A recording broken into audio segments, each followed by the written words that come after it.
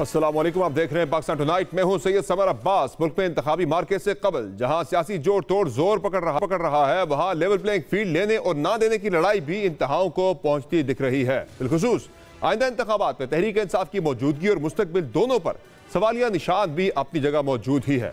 Election commission की जानिब से पीटीआई के इंतखाबी निशान को कलअदम करने और फिर पेशावर हाई कोर्ट की जानिब से इलेक्शन कमीशन के फैसले को कलअदम करने की जंग अब अपने अगले मराहिल में दाखिल होती दिख रही है। आज इलेक्शन कमीशन ने बाज़ाब्ता तौर पर पेशावर हाई कोर्ट के हुक्म इम्तना के खिलाफ नजरसानी दरखास्त दायर कर दी है। इलेक्शन कमीशन की दरखास्त में इस्तदा की गई है कि मामले पर खुसूसी 2 रुकनी बेंच बनाकर जल्द समाअत के लिए मुकर्रर किया जाए, जबकि पेशावर हाई कोर्ट से अपना हुक्म इम्तना खत्म करके केस के लिए डिवीजनल बेंच तश्कील देने का मामला भी किया गया है।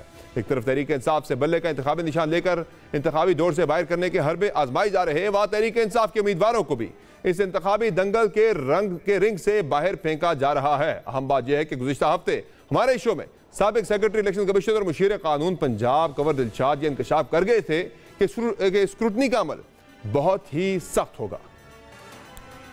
का रोड मैप तैयार हो चुका है। आप स्कूटरी भी देखना, वो बड़े सख्त कानून बनाए हैं स्कूटरी, वो भी 5-6 दिन में उनका जो है बड़ा सख्त स्कूटनी होनी है, जांच पड़ताल होती है। दिलचस्प बात यह है कि कंवर दिलशाद साहब का यह दावा मिनवान दुरुस्त को तो साबित हो रहा है, लेकिन बज़ाहिर सख्त और कड़ी स्क्रूटनी की चक्की में भी सिर्फ तहरीक इंसाफ को ही पीसा जा रहा है। आज इंतखाबी उम्मीदवारों के कागजात नामजदगी की जांच पड़ताल का आखिरी दिन था, जो पीटीआई के उम्मीदवारों के लिए यकीनी तौर पर भारी रहा है। बानी चेयरमैन के अलावा शाह महमूद कुरैशी, आजम सवाती, जुल्फी बुखारी, अली मोहम्मद खान, उस्मान डार की वालदा के कागजात नामजदगी मुस्तरद कर दिए गए हैं, जबकि अब तक की इतलात के मुताबिक शहबाज शरीफ, मरियम नवाज और बिलावल भुट्टो जरदारी को इलेक्शन लड़ने के लिए ग्रीन सिग्नल दे दिया गया है। दिलचस्प बात यह है कि मुस्लिम लीग नून और दीगर जमातों को इतना खुला मैदान मिलने के बावजूद भी हवाओं का रुख बदलता दिख रहा है। ऐसी भी बात करेंगे, हमारे साथ मौजूद है प्रोग्राम में सीनियर साफी तजज़ियाकार मोहम्मद बारी साहब। सर, बहुत शुक्रिया आपने प्रोग्राम में कीमती वक्त। सबसे पहले तो ये बताएं कि आज तहरीक इंसाफ के मुतअद्दिद रहनुमाओं के कागजात नामजदगी मुस्तरद कर दिए गए हैं। क्या समझते हैं इंतखाबात की शफाफियत और इलेक्शन कमीशन की और आरओसी गैर जानबदारी जो है, अब उसमें कोई शक किसी को रह गया है या अभी भी आप समझते हैं कि ठीक हो रहा है सारा कुछ? नहीं, मैं आपसे शुरू करता हूं कि आपको कोई शक था कि ये नहीं होगा जो हो रहा है? हमें तो पहले से यकीन था कि ये होगा। क्यों था? यही तो अफसोस की बात है ना। आपको मुझे क्यों यकीन था? ये यकीन होना इस मुल्क की सबसे बड़ी बदकिस्मती है कि जब इलेक्शन से पहले इलेक्शन के रिजल्ट का यकीन हो जाए, जब अदालत के फैसले से पहले बेंच देख के आपको फैसले का यकीन हो जाए, आपको बेंच देख के ये भी पता लग जाए 4-3 का होगा कि 5-2 का होगा, तो ये बदकिस्मती इस मुल्क की यही है। अब आज देखिए किसके कागजात नहीं हुए, छोड़े आप। अच्छा, शाह महमूद कुरैशी पूरा खानदान, बेटा बेटी सब फारिग। अच्छा, उधर से सियालकोट से उनकी वालदा फारिग, भाभी फारिग, और मुसरत जमशेद चीमा वो भी फारिग। मतलब यू नेम एनीवन, फ्रंट पे छोड़ो, डॉक्टर यास्मीन गाशिया साहिबा उनके फारिग। चले इमरान की तो आप कहें उस पर बहस आप कर लेंगे, एक कन्विक्शन हुई भी है तो चीज है। फैसला इलेक्शन कमीशन का मौजूद है 5 साल का मुझे बता दीजिए, यास्मीन गाशिया का मुझे बता दें क्या है, बाकी लोगों का क्या है। लाइक शाह महमूद कुरैशी के बच्चों का मुझे बताएं, उनकी बेटी ने लड़ा भी बाय इलेक्शन, साहबजादा एमएनए भी था, उनके क्यों है? सो ये तो मैसेजिंग बड़ी क्लियर है। मेरा ख्याल है कि अली मोहम्मद खान के मुस्तरद हो गए। एग्जैक्टली देखिए, अब असल चीज ये है, असल जो देखने वाली समझ ऑन अ सीरियस नोट ये चीज होगी कि अभी तक जो प्ले बुक के मुताबिक ये बड़ा यकीन था और ये इम्कान बहुत कवी था कि जनवरी में सजा हो जाएगी, और मेरे ख्याल में सजा से इलेक्शन होने ना होने का बहुत गहरा ताल्लुक है इमरान खान का ऑन इन साइफर केस। वो जो 11 जनवरी तक अब ब्रेक आ गई है और वो हाई कोर्ट ने उसको स्टे कर दिया है और उसके ऊपर अब आगे बात चलेगी, तो बहुत मुश्किल है कि जनवरी के अंदर सजा कर पाए निज़ाम उनकी। अगरचे पूरा जोर है, सब कुछ है, but now it seems almost impossible कि इलेक्शन से पहले वो सजा होगी। और अगर ये नहीं होता तो इसका बड़ा डायरेक्ट लिंकेजेस है इलेक्शन के साथ।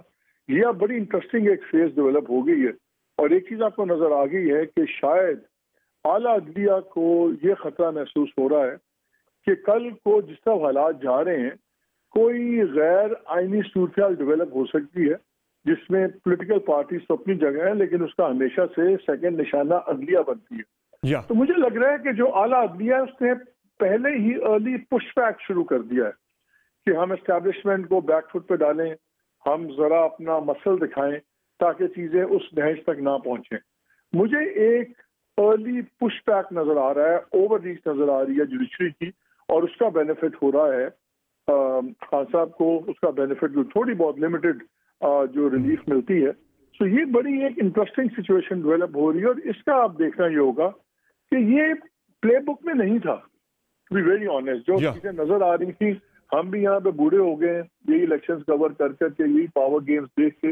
ये पावर गेम्स में बड़ी इंटरेस्टिंग एक चेंज आई है, बिकॉज ये किसी ने नहीं फोर्सी की थी कि 15-20 दिन का एक आखिरी जो 30-40 दिन थे, इसमें गैप डाल देगी हाईकोर्ट। सो अब ये देखना हमें बड़ा है। अब देखें मसलन उस्मान बुज़दार के कागजात नामजदगी मंजूर हो गए, जो कैंडिडेट था माशाल्लाह, और जो दूसरे हैं उनके फारिग हो रहे कागजात। सो अब तो बिल्कुल नेकेड गेम हो गई है। अब तो बड़ी सीधी सी बात है, अब तो एक मोशंस ऑफ इलेक्शंस होंगे 8 फरवरी को, अगर होते हैं। मुझे अब पहली दफा थोड़े से क्वेश्चन मार्क्स नजर आ रहे हैं, और इसमें ये जो डेवलपमेंट हुई है साइफर वाली, ये बड़ी इंटरेस्टिंग डेवलपमेंट है। अच्छा, एक और चीज़ जो है कुछ इस तरह की इतलात भी आ रही हैं, जो बता रहे हैं एक्सपर्ट्स भी, वो ये कह रहे हैं कि ज़्यादातर जो मेजॉरिटी में तरीके साहब के लोगों के नॉमिनेशन पेपर्स आज मुस्तरद हुए हैं, डीबीज में जाके या फिर आगे जब ये जाएगा मामला ट्रिब्यूनल्स में, वहां से ये बहाल होना शुरू हो जाएंगे। यही तो हमने देखना है। देखें हो क्या रहा है, एग्जेक्टिव के कहा के रगड़ रही है, जुडिशरी रिलीफ दे रही है। तो बेसिकली अब ये लड़ाई जो होगी, ये एग्जेक्टिव और जुडिशरी की बनती जा रही है। और अगरचे जो चीफ जस्टिस हैं वो शख्स हैं जिनकी इमरान खान ने खुद रेफरेंस मूव किया था, और वो ज़ाती तौर पे उनका जो रिकॉर्ड देखें तो उनकी लीनिंग प्रो नवाज शरीफ नजर आती है। आपको हुदैबिया का केस भी याद है, उसका इंटरेस्टिंग फैसला भी याद है। सो लेकिन उसके बावजूद अगर सुपीरियर जुडिशरी कोई रिलीफ दे रही है, तो मुझे अब ये एक लार्जर कॉन्फ्लिक्ट नजर आ रहा है। मुझे लार्जर कॉन्फ्लिक्ट नजर आ रहा है बिटवीन जुडिशरी एंड एग्जेक्टिव। मैंने से executive I mean establishment, because executive तो इस वक्त है नहीं ना, केयर टेकर्स की क्या अपनी हैसियत है, वो तो जो पिंडी कहेगा वही करेंगे, वो अपना तो कुछ भी नहीं कर सकते। तो अब हम डायरेक्ट कॉन्फ्रंटेशन उसमें जा रहे हैं। अब देखना ये है कि ये रिजॉल्व कैसी होती है। सही। अच्छा, मुझे ये बताएं, दूसरा जो शायद यही वजह है इन सारी चीज़ों को देखते हुए, नून लीग ने एक बयानिया पिछले कई दिनों से बनाना शुरू कर दिया है कि जी खान साहब तो अदलिया के लाडले भी हैं, अब वो मासूम भी, उन्हें अदलिया ने कह दिया है। एक पूरी कैंपेन PMLN ने बिल्ड करना शुरू कर दिया है तरीके साहब के वाले से, ज़बानी चेयरमैन तरीके साहब के वाले से, कि भाई इनको तो बहुत out of the way relief दिया जाता है अदालतों की जानिब से। हालांकि ग्राउंड रियलिटी तो कुछ और है। नून लीग का ये जो बयानिया है, क्या कोई फियर है जिसे वो एड्रेस कर रहे हैं कि भाई ये हमारे साथ कहीं कोई हाथ ना हो जाए कोई? देखिए, जिन्होंने नून लीग का सारा बोझ उठाया हुआ है, उन्होंने कहा होगा ना नून लीग को, थोड़ा सा हमारा भी बोझ कम करें, आप भी थोड़ा सा बीच में दिखाएं। और साथ ही आप देखें कि इंटरेस्टिंगली पिछले कुछ दिनों से आपको ना मियाँ साहब या कोई भी वो बयानिया नहीं अब दे रहे कि हिसाब किताब होना चाहिए, गिरा बांध लें, इन चीजों के फैसलों। वो जो एग्रेशन आ रही थी, एक पैरेलल नैरेटिव थी, वो सडनली दोबारा बैक बर्नर पे चली गई है। So now you can see clear nexus है कि आप कभी एक दूसरे को आप सपोर्ट करें, हमें भी सारा बोझ ना डालें, हमारी जो बात हम नहीं कर सकते पब्लिकली, आप कीजिए आके। पिछले आपको वो नजर आ रहा है, ताकि जुडिशरी को नून लीग के थ्रू आप टारगेट करें, बिकॉज ज़ाहिर इंस्टीट्यूशन तो डायरेक्टली नहीं कर सकता, तो करना भी नहीं चाहिए। लेकिन मैं आपको बार बार इसी चीज को मैं ओवर एम्फसाइज करने की हद तक कहना चाह रहा हूँ कि मेरे नजदीक अब ये मसला PTI और PMLN से ज्यादा जो इस मुल्क के सियासी मुस्तकबिल का फैसला होना है, उसमें ये चीज का फॉर्मूला तय होना बहुत जरूरी है। और क्या होगा कि एग्जेक्टिव का, रादर एस्टैब्लिशमेंट का और सुप्रीम जुडिशरी, इनके ताल्लुकात किस नहज पे जाके आते हैं, क्या ये कोई मिडिल ग्राउंड ढूंढ लेंगे या हम कॉन्फ्लिक्ट तक चले जाएंगे? बिकॉज अगर ये कॉन्फ्लिक्ट तक गए तो फिर everything else is up for grabs, फिर कुछ भी कहीं भी हो सकता है। वो जो नून लीग बेनिफिशियरी बनी हुई थी कि तहरीक इंसाफ के मामलात ख़राब हैं, उसका बेनिफिट नून लीग उठा रही थी डायरेक्टली, अब नून लीग को लगने लग गया है कि एक और लड़ाई का जो है हम कहीं निशाना ना बन जाए, तहरीक इंसाफ उसकी बेनिफिशियरी ना बन जाए। शायद इसी वजह से ज़्यादा शोर आजकल PMLN के रैक्स के अंदर। नहीं, उनको और भी फिक्रें हैं। देखिए, जो बलूचिस्तान में हुआ, जब interior minister farmer Sarfaraz Bugti साहब ने रिजाइन किया, मैंने खबर तब ब्रेक की थी कि रिजाइन करेंगे, और तब मुझे भी पता था कि तब बादल नाख्वास्ता उनको जाना पड़ रहा था PMLN में। फिर आखिरी मौके पर चेंज होगी चीजें। नहीं, उन्होंने ख्वाहिश का इजहार किया था। उन्होंने तो जब मियां नवाज शरीफ गए थे बलोचिस्तान, उन्होंने तलत हुसैन साहब के प्रोग्राम पे ये कहा था कि मैं आज अगर ना होता इंटीरियर मिनिस्टर तो निगरान, तो मैं PMLN में शामिल हो रहा होता आज में। नहीं, वो टीवी पे कुछ कहना और जो ऑफ द रिकॉर्ड बातें होती नहीं, उनमें बहुत फर्क था तब भी, इसीलिए वो बातें कुछ और थी और वहां पे पहला झटका लगा इनको। और अभी जो नून लीग को फिक्र ये है कि अगर पीपल्स पार्टी में और इनके अंदर कम से कम 50 सीट से ज्यादा का गैप ना डाला गया नेशनल असेंबली में, और अगर कोई गैप रहा 20-25 सीट्स का, तो फिर इनको खतरा है कि जरदारी साहब इलेक्शन के बाद ना भी हाथ कर दें इनके साथ। एक फिक्र नहीं है उनको, अब मियां साहब and company looking over the shoulder, उनको बार बार पीछे देखना पड़ा। और अब आपने देखा है कि जो बयानिया पीपल्स पार्टी का आया है वो भी बार बार इन लाइन विद एस्टैब्लिशमेंट है। वैसे आसिफ अली जरदारी साहब का एक बड़ा इंटरेस्टिंग गुज़श्ता रात से क्लिप एक वायरल है, मौलाना साहब के बेटे की शादी का है गालिबन, जहां वो सादिक संजरानी साहब को जो है वो हल्की फुल्की जो है ना, उनको वो ज़रा तानाज़नी कर रहे हैं कि आप जो फ़ायदे उठाते थे, अब तो जनरल फैज़ नहीं है, कैसे आप फ़ायदा उठाएंगे फैज़ अमीर साहब के ना होते हुए, अब आपको खुद ये सारा कुछ करना। पर्टिकुलर आदमी नहीं है, ओहदा तो कभी खाली नहीं होता। जी हाँ, तो ओहदे से फायदा लेना होता है ना। तो अगर उन्होंने ओहदों के कहने पे चलना है तो दूसरे ओहदे के कहने पे चल रही है, उसमें क्या फर्क पड़ता है? फेसेस आर इररिलेवेंट, पावर तो ओहदे की है ना। जब तो इस मुल्क में फॉर्मर आर्मी चीफ को भी कोई नहीं पूछता भाई, तो फॉर्मर DGI या फॉर्मर DGC को छोड़े, हर चीज करंट की होती है। तो अगर माजी में किसी की सुनते हैं तो वो आज के प्रेजेंट की सुन लेंगे, वो ऐसी बात नहीं है। तो उसमें ज्यादा परेशान आपको होने की जरूरत नहीं है। कुमार साहब ये बताइए, अब बल्ले का इंतखाबी निशान, ये सब कुछ होने के बाद एक बड़ी डिबेट अभी भी मौजूद है। कल भी तहरीक इंसाफ के चेयरमैन बैरिस्टर गौर साहब कह रहे थे कि अभी भी हमें खतरा पूरी तरह मौजूद, हमें नजर आ रहा है कि बल्ले के खिलाफ जो साजिशें हो रही हैं, कहीं हमें बल्ले के इंतखाबी निशान से महरूम कर ना दिया जाए। नजर आ रहा है आपको ये बल्ले का इंतखाबी निशान बैलेट पेपर के ऊपर 8 फरवरी को, या महाल ही लगता ही है? यार अब तो बड़ा मुश्किल है। देखिए, अनफॉर्चुनेटली जब चीफ जस्टिस साहब ने बुलाया था ना चीफ इलेक्शन कमिश्नर को, तो चीफ इलेक्शन कमिश्नर को वहां स्टैंड लेना चाहिए था कि मैं एक इंडिपेंडेंट कॉन्स्टिट्यूशनल बॉडी हूँ, मुझे सुप्रीम कोर्ट के चीफ जस्टिस बेंच बना के बुला के ऑर्डर नहीं कर सकते कि आज ही आप शेड्यूल निकालें और आज ही आप ये चीजें करें। उस दिन उन्होंने अपनी कॉन्स्टिट्यूशनल इंडिपेंडेंस छोड़ दी, इसलिए उसके बाद अब तो कोई उम्मीद ना आप रखें कि चीफ इलेक्शन कमिश्नर जो हैं वो स्टांस लेंगे या स्टैंड लेंगे, मुझे तो लगता है। लेकिन इनका असल सबसे बड़ा क्राइसिस ये नहीं है कि बल्ले का निशान चला जाएगा, उससे 5-7% वोट में फर्क पड़ेगा, खुद इनके लीडर ऑफ द रिकॉर्ड कहते हैं। लेकिन उनका ख्याल है कि हमारी लीड इतनी ज्यादा है, अगर इलेक्शन नॉर्मल हो कि हमें फर्क नहीं पड़ता। उनका ज्यादा नुकसान ये है कि बल्ले का निशान अगर निकल जाता है तो जिस तरह पहले तलवार हटी थी लेकिन तीर मिल गया था, तो पार्टी के पास एक कॉमन निशान था, अब पार्टी के पास दूसरा निशान नहीं होगा। तो हर बंदा इंडिपेंडेंट होगा, फिर पोस्टर छापेगा, बल्ले का हमायत याफ्ता या अपनी कैंपेन चलाएगा, वो उनके लिए बड़ा मुश्किल होगा कि उनके पास ऑल्टरनेट भी निशान नहीं मिलेगा। बल्ला तो जो जाएगा सबसे बड़ा क्राइसिस ये है कि दूसरा निशान भी कॉमन नहीं मिलेगा। और एक हल्के से 6-6 बंदे जो हैं वो खान साहब की तस्वीर अपने पोस्टर पे लगा के इलेक्शन के समझ ही नहीं आएगी वोटर को कि भाई कौन है PTI का बंदा।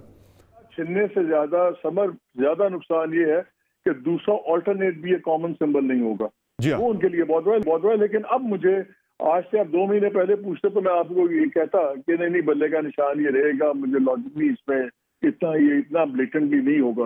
लेकिन अब जितना ब्लेटेंटली चीजें हो रही हैं, अब तो मोर्चा ही होगा और कोई पता नहीं। सही है। लेकिन जो इलेक्शन कमीशन को हम देख रहे हैं, जो सबको देख रहे हैं, मुझे तो लग रहा है कि ये भी अब इनका झटका हो जाएगा। बहुत शुक्रिया हमारे साहब, आपने अपना कीमती वक्त दिया। नाज़रीन, आप तजिया सुन रहे थे मोहम्मद वारिस साहब का। प्राइम में एक ब्रेक लेते हैं, ब्रेक से वापस आएंगे, बात करेंगे क्या तहरीक इंसाफ के जिन रहनुमाओं को, जिन लीडरान को, जिन कैंडिडेट्स को इंतखाबी दौर से स्क्रूटनी के अमल में कागजात नामजदगी मुस्तरद करके बाहर किया गया है, उनकी वापसी का कितना इम्कान मौजूद है। चूँकि अभी भी 10 जनवरी तक का टाइम है, अपीलें होनी हैं, उन पर फैसले होने हैं इलेक्शन ट्रिब्यूनल्स के अंदर। बात करेंगे दो बड़े वकला से। एक ब्रेक के बाद हमारे साथ रहिए।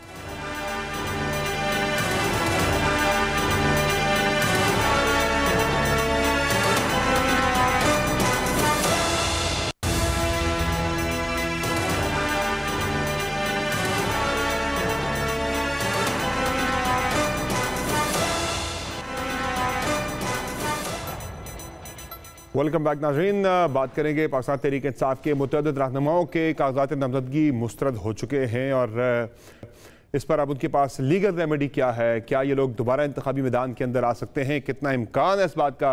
हमें दो लीगल एक्सपर्ट से ज्वाइन किया, हमारे साथ मौजूद हैं मियाँ दाऊद साहब और अजहर सिद्दीक साहब। अजहर सिद्दीक साहब जो है इनका ताल्लुक पाकिस्तान तहरीक इंसाफ से भी है। बहुत शुक्रिया आप दोनों मेहमानों का, अपने प्रोग्राम में कीमती वक्त दिया। मियाँ दाऊद साहब ज़रा पहले ये बताएं कि नॉमिनेशन पेपर्स का इतने बड़े पैमाने पर मुस्तरद हो जाना, being a legal mind, being a legal expert, आप क्या समझते हैं कि इलेक्शन के ऊपर ये एक बहुत बड़ा सवाल नहीं उठ रहा कि भाई इलेक्शन से पहले एक पार्टी के मुतअद्दिद रहनुमाओं के कागजात नामजदगी मुस्तरद हो जाए, फिर जो लीगल रेमेडी क्या है उस पर हम आगे चल के जरा बात करेंगे। पहले जरा इस पर अपना कमेंट तो दें आप। नहीं, ये तशवीशनाक नहीं है। उसकी वजह ये है कि कागजात नामजदगी की मुस्तरदगी की वजूहात को जानना बहुत ज्यादा जरूरी है। अगर 100 से जायद उम्मीदवार थे और उन्होंने अपने कागजात नामजदगी जमा ही गलत करवाए हैं, तो उसमें इलेक्शन कमीशन का या मुतल्लिका रिटर्निंग ऑफिसर्स का तो कसूर नहीं है। जैसे कि आप मिसाल ले लें कि लतीफ खोसा साहब के जो कागजात नामजदगी मुस्तरद हुए हैं, वो इस वजह से मुस्तरद हुए हैं कि उन्होंने उनके जो तजवीज़ कुनिंदा और तायद कुनिंदा थे वो उनके मुतल्लिका वोटर्स मुतल्लिका हल्के से ही नहीं थे। तो इलेक्शन एक्ट 2017 बड़ा वाज़ेह तौर के ऊपर कहता है कि आप जिस हल्के से इलेक्शन लड़ रहे हैं उस हल्के के ही जो मुतल्लिका वोटर्स हैं, प्रपोजर और सेकेंडर जो है वो वहां से होने चाहिए। इसी तरह और भी सोशल मीडिया के ऊपर और मीडिया के ऊपर देखने को मिला कि बहुत सारे कागजात नामजदगी इस वजह से मुस्तरद हुए हैं कि वो तायद कुनिंदा ही और तजवीज़ कुनिंदा ही जो है वो मुतल्लिका हल्कों से नहीं थे। तो इसमें इलेक्शन कमीशन को मुर्दे इल्जाम ठहराने से बजाय पहले उन उम्मीदवारों को जो है वो इल्जाम ठहराना चाहिए उनके ऊपर जिन्होंने अपने कागजात नामजदगी दुरुस्त तरीके से जमा नहीं करवाई। मसला ये है जनाब के अब पोलिंग स्कीमें सारी चेंज हुई हैं। ये कह रहे हैं कि पिछले इलेक्शन के अंदर तो इन लोगों के जो वोट हैं वो इसी हल्के के अंदर मौजूद थे। बस मैं खोसा साहब की बात करूँ तो वो लोग कहते हैं कि हमारे जो तजवीज़ कुनिंदा तायद कुनिंदा है पिछले इलेक्शन में या पहले इनका वोट यहीं पे इसी हल्के के अंदर रजिस्टर्ड था, उन्होंने यहाँ पे अपना वोट कास्ट किया है। अब जो मौजूदा जो नई ताज़ा पोलिंग स्कीम्स हैं उसके अंदर अगर चेंज हो गया तो उसका तो उन्हें नहीं पता चला। इसका कानून के मुताबिक कानून में ये बात लिखी हुई है कि अगर किसी बंदे को कानून का इल्म नहीं है तो इसका मतलब ये नहीं है कि उसको रायत दी जाए। अगर इन्होंने इलेक्शन लड़ना था, इनकी पोलिंग स्कीम जो है वो चेंज हुई थी, तो ये इनकी जिम्मेदारी थी कि वो अपनी हल्के की तब्दीली के बाद मुतल्लिका पोलिंग स्कीम से जो है वो आगाही रखने के बाद जो है अपने तजवीज़ कुनिंदा और तायद कुनिंदा जो है वो वहां पर जमा करवाते। हमें इस बात को जो है वो तस्लीम करना चाहिए, चाहे मैं हूं चाहे आप हैं। अगर हम मुतल्लिका किसी भी जगह पे इलेक्शन लड़ रहे हैं तो ये हमारी उम्मीदवार की जिम्मेदारी है कि वो अपने कैंडिडेचर को एलिजिबल करवाने के लिए तमाम एहतियात बरते, वो ये चेक करे। एक आध जगह पे तो चले समझ में आता है कि किसी के साथ चले हो गई मैनिंग हो गई, प्रपोजल सेकेंडर जो है वो उस हल्के के नहीं थे, किसी दूसरे हल्के के थे, वो गलती से नाम उनका डाल गया। जो मैंने पहले बात की भी कि पिछले इलेक्शन में तो उनका वोट यहीं पे था, उनसे चले मिसअंडरस्टैंडिंग हो गई। बाकियों सबसे तो ऐसा नहीं हुआ। हर किसी के मुख्तलिफ ग्राउंड्स हैं, उसमें एक नज़र तो आ रहा है, एक ट्रेंड, एक पैटर्न तो नज़र आ रहा है कि एक खास जमात के रहनुमाओं के ही नॉमिनेशन पेपर रिजेक्ट क्यों हो रहे हैं। और ये लोग ऐसे नहीं है कि कोई पहली मरतबा इलेक्शन लड़ रहे हैं, उन्हें पता नहीं था। ये लोग पहले भी इलेक्शन लड़ चुके हैं, 2018 का भी लड़ चुके हैं, 2013 का भी लड़ चुके हैं, और मुतअद्दिद ऐसे जो कि 2018 और 13 दोनों जीत भी चुके हैं। 2 मरतबा वो MNA रह चुके हैं, तीसरी मरतबा MNA का MPA का इलेक्शन लड़ रहे हैं, और उन्हें पता ही नहीं है भाई कि कैसे हमने फाइल करने। मसला यहाँ नहीं है फाइल करने वाला का नहीं, मसला जो है वो जो स्क्रूटनी कर रहा है वहाँ। ये खबर हमने पहले दी भी थी कि हमें पता चला है कि बड़ी सख्त किस्म की हिदायत गई है कि भाई बहुत ही स्ट्रिक्ट किस्म की स्क्रूटनी करनी है। मकसद क्या था कि नजर आ रहा था कि शायद एक पार्टी के बंदों को आउट करना है इस इंतखाबी दौर से। समर भाई, मुझे आपको और हम सबको इस बात की कतन सपोर्ट जो है वो नहीं करनी चाहिए कि किसी भी ऐसे उम्मीदवार को, चाहे उसका किसी भी सियासी जमात से ताल्लुक हो, एक ऐसे उम्मीदवार को इलेक्शन लड़ने की इजाजत देनी चाहिए जिसके जो असासे हैं वो खुफिया हो, जिसके कागजात नामजदगी जो है वो दुरुस्त तरीके से फुल ना हुए हो, जिसके तजवीज़ कुनिंदा तायद कुनिंदा जो है वो मुतल्लिका ना हो, या जिसकी एलिजिबिलिटी में किसी भी किस्म की कोई भी प्रॉब्लम है, वो चाहे किसी भी सियासी जमात से ताल्लुक रखता है। हमें इस बात की हमारी जो है वो नहीं करनी चाहिए कि ऐसा कोई उम्मीदवार जो है वो हमारा अवाम का नुमाइंदा बने जिसके पार्ट के ऊपर किसी भी तरह की कोई डेफिशिएंसीज हैं, चाहे वो डिफॉल्टर है, चाहे वो बिजली का डिफॉल्टर है, चाहे वो सुई गैस का डिफॉल्टर है, चाहे वो वैसे डिफॉल्टर है, या उसने अपने असासे छुपाए हैं, या वो तजवीज कुनिंदा तायद कुनिंदा है, ये कोई दलील नहीं है कि कोई बंदा पिछली बहरहाल ये महज एक इत्तेफाक नहीं हो सकता कि एक पार्टी के दर्जनों जो है उनके कैंडिडेट्स के नॉमिनेशन पेपर जो हैं वो टेक्निकल ग्राउंड्स के ऊपर मुस्तरद कर दी जाए। इसमें कुछ ना कुछ जो है there is method to this matter जो कि नजर आ रहा है बज़ाहिर। अज़हर सिद्दीक साहब, आपके नॉमिनेशन पेपर तो हो गए मंजूर?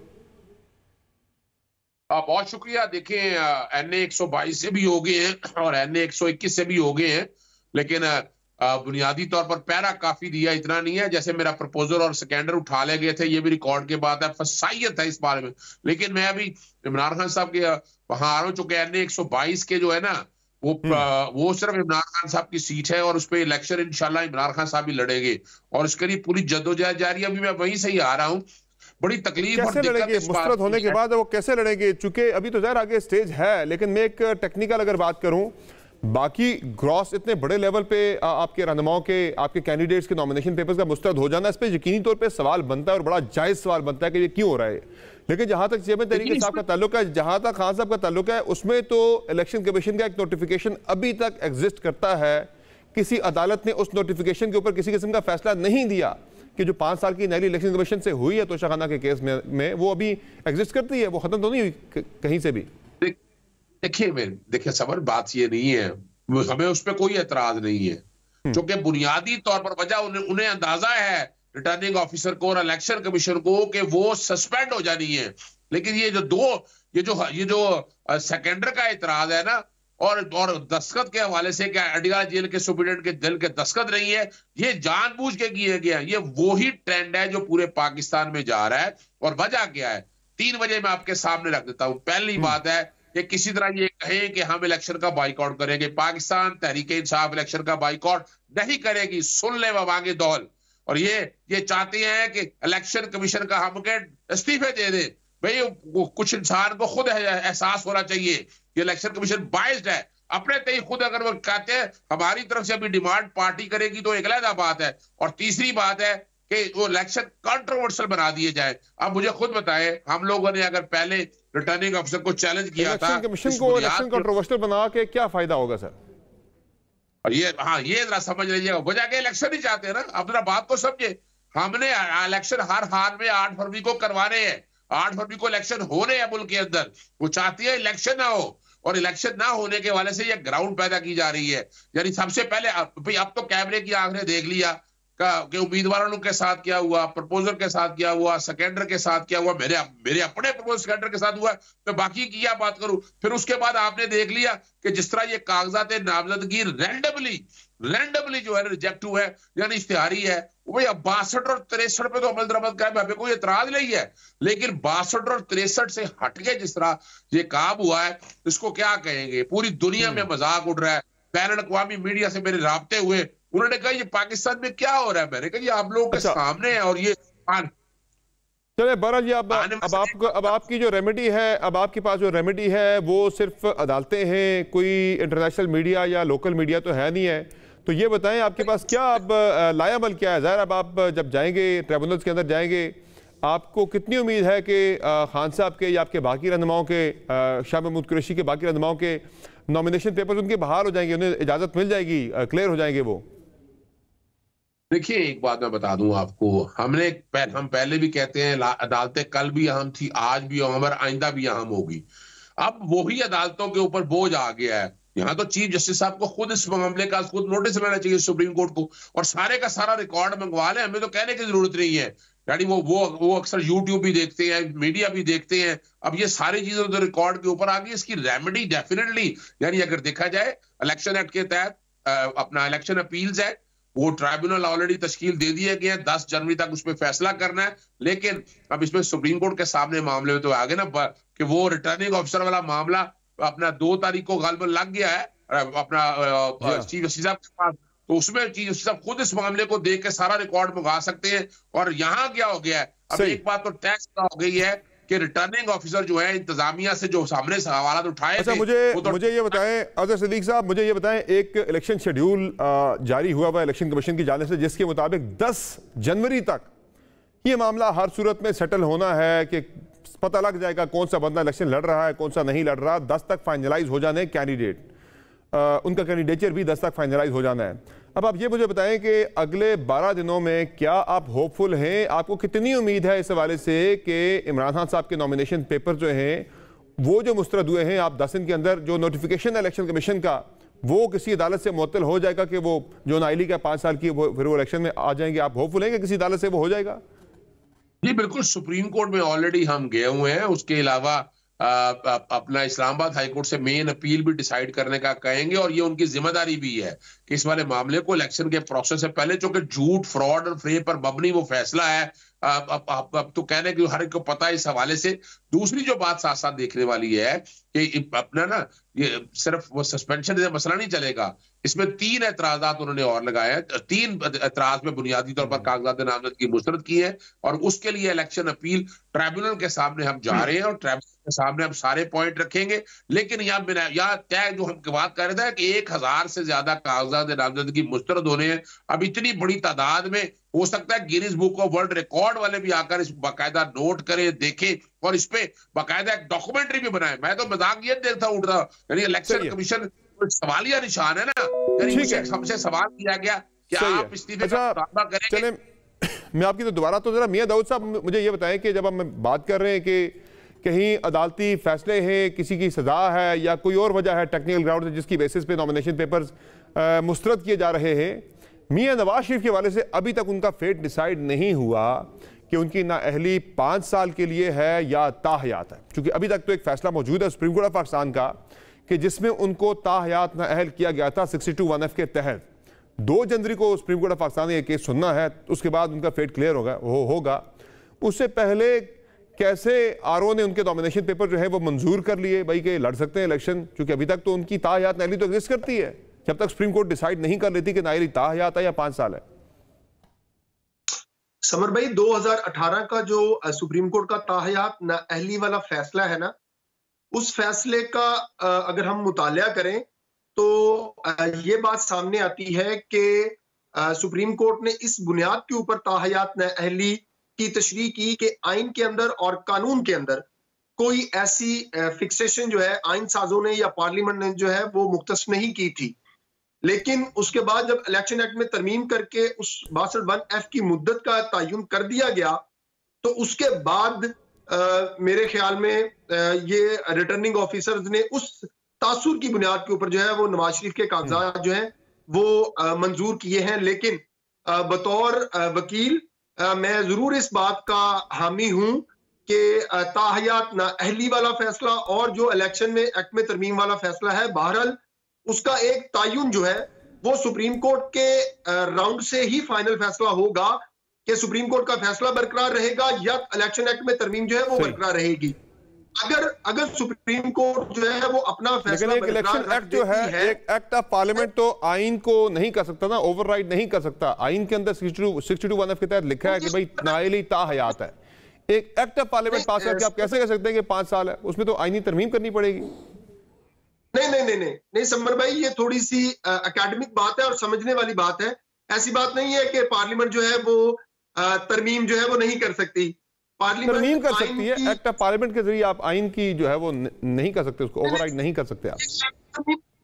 नहीं समर भाई, ये आइन में तरमीम बिल्कुल नहीं की गई, ना ही इसमें आइन में तरमीम करने का कोई तासुर दिया गया।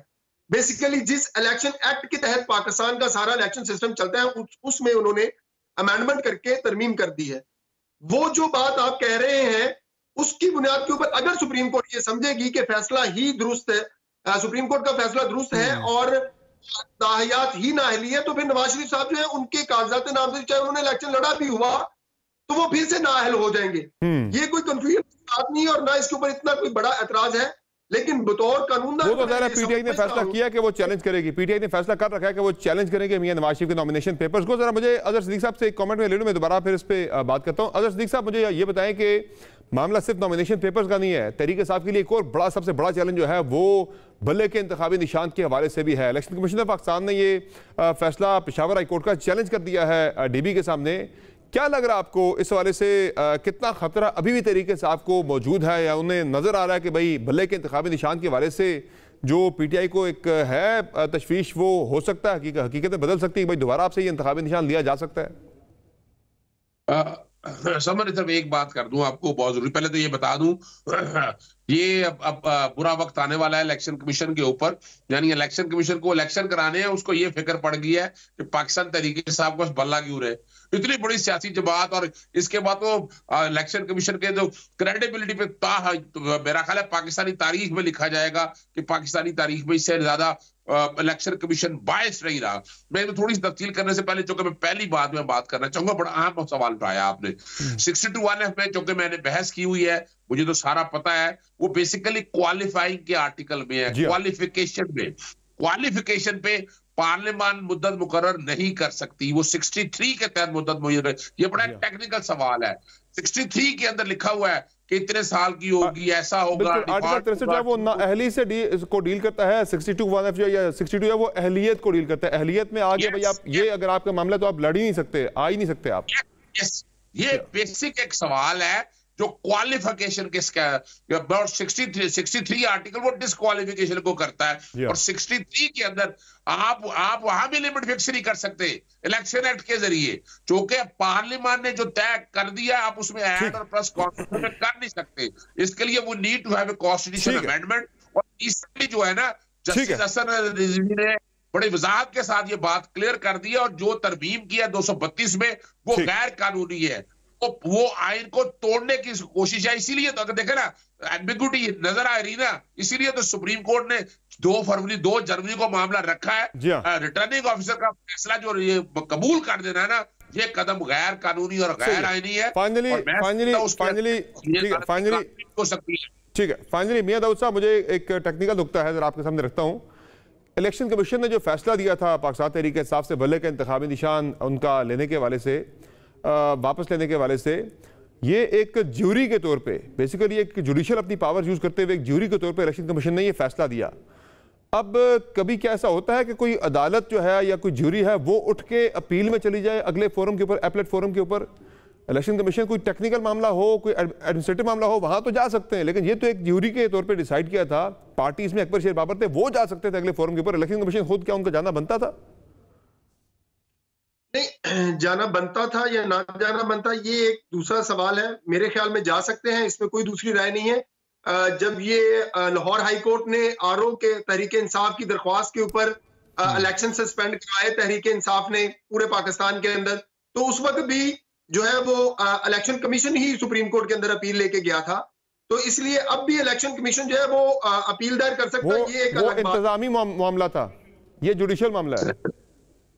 लेकिन समर साहब, इसके बावजूद मैं इसके अलावा जाना चाहिए या नहीं जाना चाहिए, मैं बतौर पाकिस्तानी, बतौर वकील, बतौर अपने आप को एक जमहूरी सोच रखने वाला शहरी समझते हुए इस बात नहीं हूं कि तहरीक इंसाफ समेत किसी भी सियासी जमात से उसका इंतखाबी निशान वो नहीं छीना जाना चाहिए, चाहे वो कोई भी सियासी जमात है। ठीक है, बहुत शुक्रिया मियां दाऊद साहब आपका। और अजहर सिद्दीक साहब, आपने प्राइम में अपना कीमती वक्त नाज़रीन, यहाँ एक मुख्तसर ब्रेक लेंगे, ब्रेक से वापस आएंगे, बात करेंगे मुल्क में तेज़ी से बढ़ती आबादी और माहौल के ऊपर, माहौलियात के ऊपर इसका जो इम्पैक्ट है, जो कि पाकिस्तान माहौलियाती तब्दीली से मुतासर होने वाले ममालिक में टॉप में जो टॉप 10 ममालिक के अंदर शामिल है। बात होगी ब्रेक के बाद, हमारे साथ रहिएगा।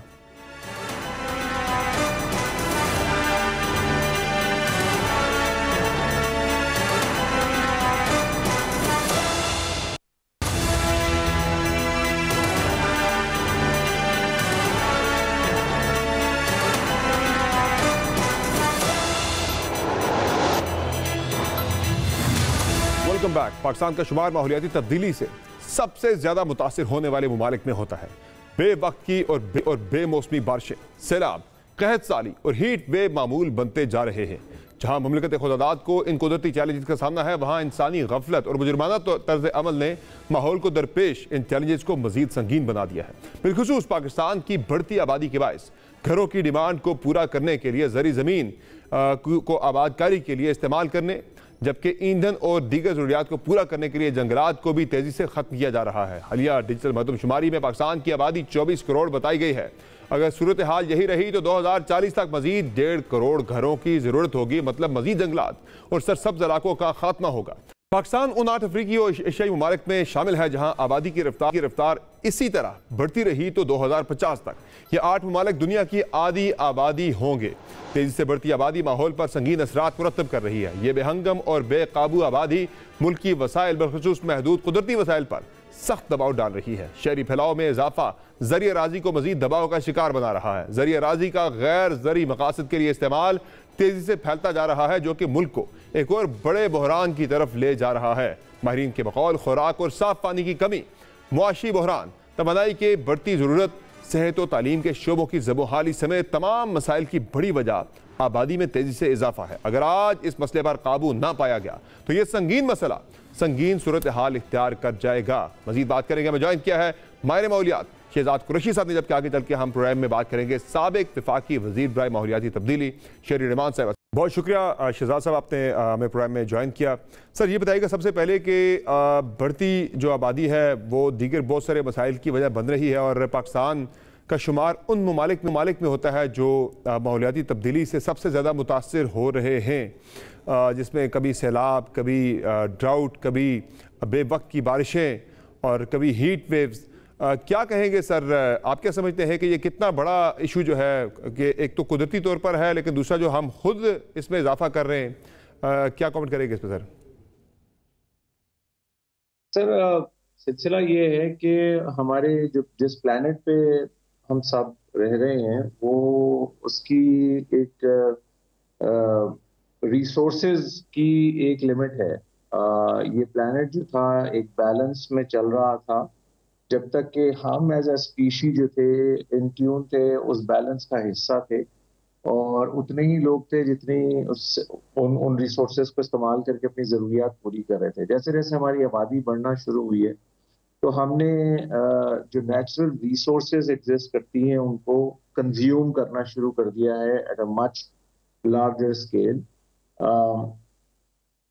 और साथ साथ उसमें ऑब्वियसली जैसे जैसे वो बढ़ती जाती हैं, हमारी ज़रूरियात के अलावा हमारी ख्वाहिशात जो हैं उनको भी हमने पूरा करना शुरू कर दिया और वो बढ़ती चली जा रही हैं।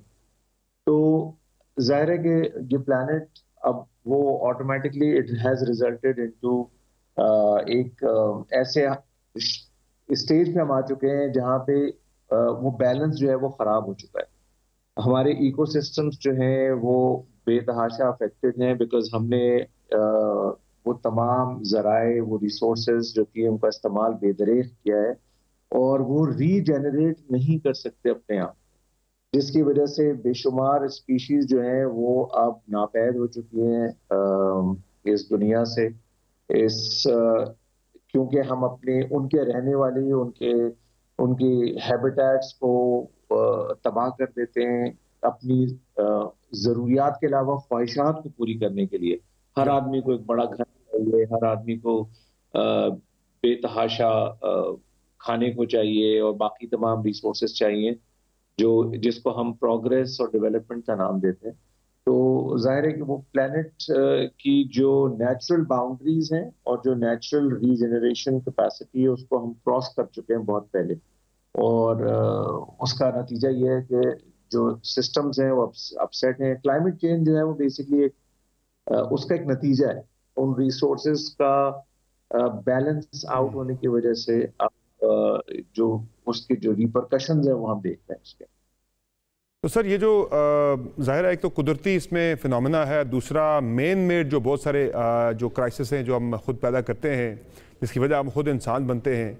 सर पाकिस्तान की आबादी जिस तरह तेज़ी से बढ़ रही है और पाकिस्तान जिस तरह से तेज़ी से माहौलियाती मसाइल का शिकार हो रहा है, अगर ये चीज़ें अनहिंडर्ड ऐसे ही चलती रहती हैं, हमने जो अपने हिस्से का काम करना अगर हम वो नहीं करते तो आज से 10 साल बाद या 5 साल बाद हम किस क्राइसिस की तरफ बढ़ रहे हैं? क्या आप इन्हीं की सूरत हाल देख रहे हैं आज के बाद, 5 साल बाद, 10 साल बाद? सर क्राइसिस तो बेशुमार हैं जो कि ऑलरेडी जिसमें हम हैं जिसके दरमियान में, और वो बहुत तेजी के साथ बढ़ते चले जाएंगे। ठीक है, और ये अनफॉर्चुनेटली आप एक ग्लोबल विलेज में रहते हैं, पूरे प्लेनेट पे रहते हैं, आप उससे आइसोलेटेड नहीं। हम ये नहीं कह सकते पाकिस्तान के दोनों तरफ बाउंड्रीज खड़ी हुई हुई हैं और हम अंदर ही जो काम कर रहे हैं, दूसरों का गलत किया हुआ भी हम भुगत रहे हैं और खुद हम भी उसको रेक्टिफाई या उसको ठीक करने के बजाय खराब कर रहे हैं। तो ऑब्वियसली हमें अपनी ख्वाहिशात को ज़रा कंटेन करना पड़ेगा। हमें फौरी तौर पे नेचर के उसूलों पे काम करना पड़ेगा और उनको वापस अडेप्ट करना पड़ेगा। जिसका मतलब ये है कि हमें अपनी जो तरक्की की डेफिनेशन है और डेवलपमेंट की और प्रोग्रेस की जो डेफिनेशन है उसको रिवाइज करना पड़ेगा। ये ज़रूरी नहीं है कि हर आदमी बड़ी बड़ी गाड़ियां या हर आदमी के पास स्कूटर, हर आदमी के पास जो है, हमें पब्लिक ट्रांसपोर्ट के निज़ाम को बेहतर बनाना पड़ेगा ताकि लोग एक ग्रुप में कहीं जा सकें, आ सकें। हमें जो अपने खाने के पैदा करने के तरीके हैं उस पर हमें बगैर केमिकल, बगैर उस फर्टिलाइजर जो चीज़ जी जी। पैदा होती है उस पर इक्तफा करना पड़ेगा। उसको वो अब उसको काफी मानना पड़ेगा बेसिकली। खाना हम बहुत पैदा करते हैं और बहुत सारा है जो कि हम हमारे लिए काफी है इस मुल्क में रहने वालों के जी लिए। जी। लेकिन ये कि हम बहुत और ज्यादा और ज्यादा और ज्यादा, तो उसकी वजह से जो जंगलात की जमीनें हैं वो काट काट के जंगल बेसिकली खत्म कर दिए हमने।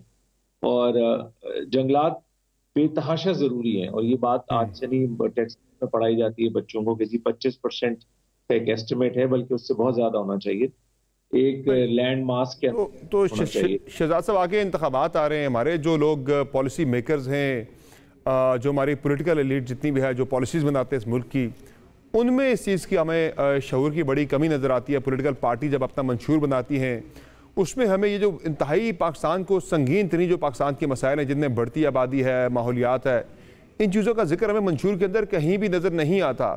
तो ये जो अंडरस्टैंडिंग है इश्यूज़ के हवाले से, ये अगर पॉलिटिकल पार्टीज अपने मंशूर में शामिल करें, अपने प्रोग्राम में रखें इसको, तो ये ज़्यादा पाकिस्तान के लिए बेहतर नहीं है क्या? बड़ा जरूरी है। देखिए उनके पास एक माउथ पीस होता है, उनके पास वो अपने आप को रिप्रेजेंटेटिव कहते हैं ऑफ द सोसाइटी। सोसाइटी को साथ साथ सोसाइटी को बताना और समझाना भी पड़ता है। ज़ाहिर है आपको ये अंडरस्टैंडिंग और ये समझ पैदा करके और ये बताना भी पड़ता है कि हमारे लिए सही नहीं है। उसी को लीडर कहते हैं, उसी को रिप्रेजेंटेटिव कहते हैं। अगर आप ये कहें कि जी लोग आज मुझसे ये मांग रहे हैं इसलिए मैं ये करने को तैयार हूं, तो वो हमेशा सही नहीं होता। थोड़ा लोगों को समझाना भी पड़ता है, लोगों को पूछना पड़ता है, समझना पड़ता है कि जी हम किस जगह फंसे हुए हैं। लोग तो ये चाहते हैं कि जी कचरा जो है उठा के लत से घर के बाहर फेंक दें और वो खुद ब खुद गायब हो जाए, तो वो नहीं हो सकता। जी हाँ, हमें बिल्कुल वो जिम्मेदारी एक आम पाकिस्तानी को भी और हमारे पॉलिसी मेकर्स को भी लेना होगी। बहुत शुक्रिया शहजाद कुरैशी साहब, आपने प्रोग्राम में अपना कीमती वक्त दिया, ज्वाइन किया। नाज़रीन, बात करते हैं, हमारे साथ मौजूद हैं इसी इशू पर साबिक वज़ीर मौसमियाती तब्दीली शेरी रहमान साहबा। बहुत शुक्रिया शेरी रहमान साहब, आपने प्रोग्राम में अपना कीमती वक्त दिया। सबसे पहले तो ये बताएं कि इस वक्त हम जो देख रहे हैं कि मुल्क में आबादी बहुत तेज़ी के साथ बढ़ रही है और ये एक बहुत बड़ा मसला पाकिस्तान के लिए बनता जा रहा है। और जहाँ हम दीगर इशूज़ की बात करते हैं जो जिन्हें आबादी इम्पैक्ट कर रही है, वहाँ माहौलियात एक ऐसा इशू है जो सबसे ज़्यादा बढ़ती आबादी की वजह से इम्पैक्ट हो रहा है। अगर हम रूरल एरियाज़ के अंदर जाएँ, पहाड़ी इलाकों के अंदर जाएँ, वहाँ ईंधन की ज़रूरत को पूरा करने के लिए, घरों की छतों और बाकी घरों की जो ज़रूरत को पूरा करने के लिए उसमें जंगलात को काटा जाता है। फिर अगर हम अर्बन सेंटर्स की तरफ आएँ तो यहाँ पर घरों की ज़रूरत को पूरा करने के लिए हमारे ग्रीन एरियाज़ को ख़त्म किया जा रहा है, हाउसिंग सोसाइटीज़ बन रही हैं। फिर ईंधन की जो ज़रूरत है, ज़्यादा ट्रांसपोर्ट के ऊपर भी जब ईंधन जलता है तो ज़्यादा माहौलियाती जो आलूदगी है उसकी ये वजह बनता है। क्या समझती हैं आप, कितना आप इसका कनेक्शन देख रही हैं बढ़ती आबादी का बिगड़ते जो माहौलियाती हमारे मसाइल हैं उनके साथ? आपने पॉपुलेशन की बात की, मेरी नज़र में ये बहुत अहम अहमियत का मुतहम्मिल है। जिस तरह माहौलियात है वो दोनों साथ जुड़े हुए हैं और ये हमारे मुस्तकबिल को बहुत सीरियसली ख़तरा पहुंचा सकते हैं। क्यों? और हैं ख़तरा, रिस्क हैं, क्योंकि देखिए ना, आपका हर वसीला, चाहे वो हेल्थ क्लिनिक्स हों, चाहे वो स्कूल हों, चाहे वो इम्पैक्ट्स हों, क्लाइमेट चेंज के, माहौलियात के असरात हों, जो भी आपने वसीला डिस्ट्रीब्यूट करना होता है या रियासत की तरफ से जो भी होता है देने का या लेने का, वो फिर सब डाइल्यूट हो जाते हैं। आप घरों में भी देखें ना, अगर 6-6 बच्चे होंगे, वो बरकत का बायस जरूर बनते हैं घरों के लिए, लेकिन लोग ये भी कहते हैं कि हमारे खेतों में काम करेंगे। तो बच्चों को पहले तो तालीम देनी होती है, हमें अपना ह्यूमन कैपिटल बनाना है जी। तो आई एग्री, हमें जरूर कोशिश करनी चाहिए कि घरों को भी और हाउस होल्ड्स को भी अपने महदूद वसाइल के साथ ही सोचना चाहिए कि वो किस तरह इंसाफ कर सकते हैं अपने कुंबे के साथ। और खास तौर से लड़कियां पीछे उनको पीछे हटा देते हैं, स्कूलों से निकाल देते हैं कि जी आप घर बैठे हैं।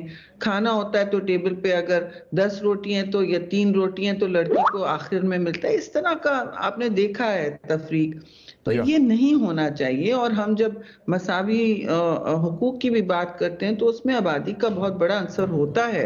एंड हमारे मंशूर में भी और हमारे हेल्थ डिपार्टमेंट्स के तरजीहात में ये बहुत फ्रंट एंड सेंटर होता है जी। आज की शो में इजाजत दीजिए, अल्लाह हाफिज।